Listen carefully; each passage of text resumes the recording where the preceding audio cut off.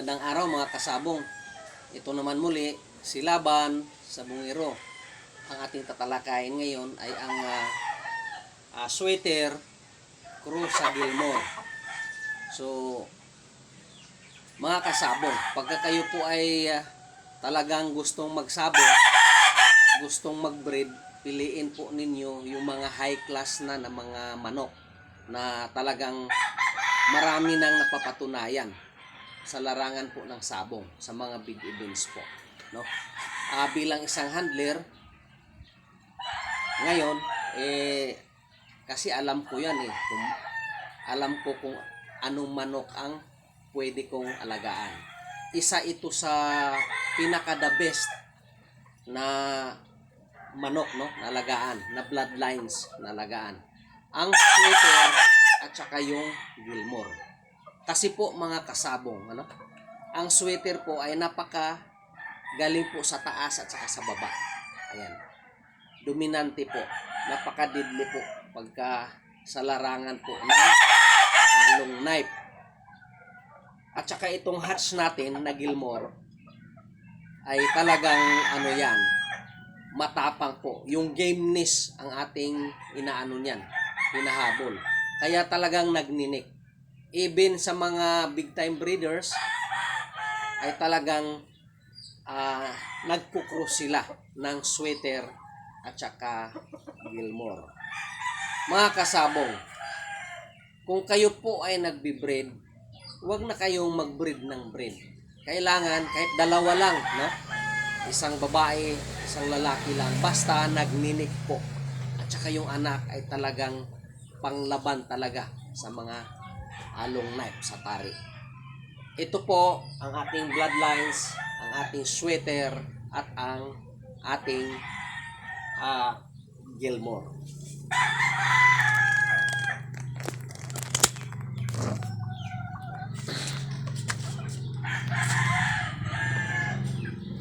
Yan mga kasabong, yung babae natin, yung munga ay Gilmore.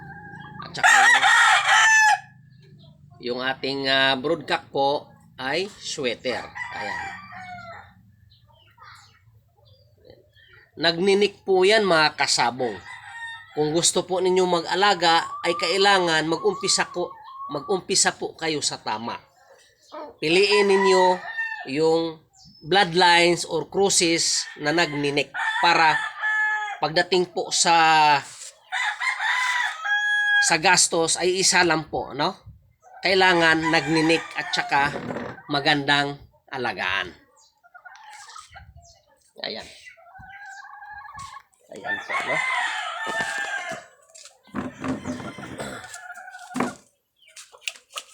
Sweater, no? Ayan.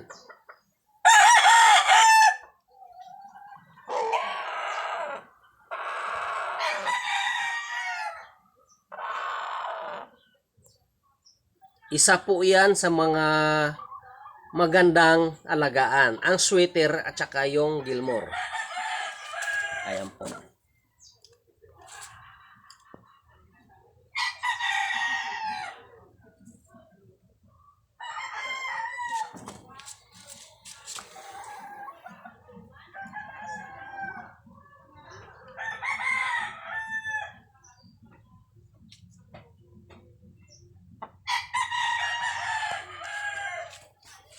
Ayan, no?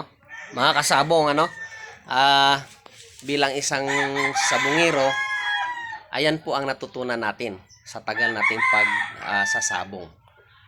Yung sweater at saka Gilmore. Number 1 po yan sa ngayon. Kaya pagka gusto ninyong mag-alaga ng manok, piliin ninyo yung mga madalian na talagang may outcome. Ayan. Yung nagninik po. Ayan po. So, sa sobrang mahal po ng ating patuka at saka sa tagal po ng ating pagbibreeding na ginugol na mga panahon, ay kailangan yung nagninik na. Isa po yan sa nagninik ng mga bloodlines na sa ngayon ay talagang pwede sa mga big time, big events, no? Sa mga World Slashers Cup, pwede po yan. Dahil yan naman talaga yung mga pangdiin sa ngayon. Yung sweater, i-cross mo sa Gilmore or vice versa, ano.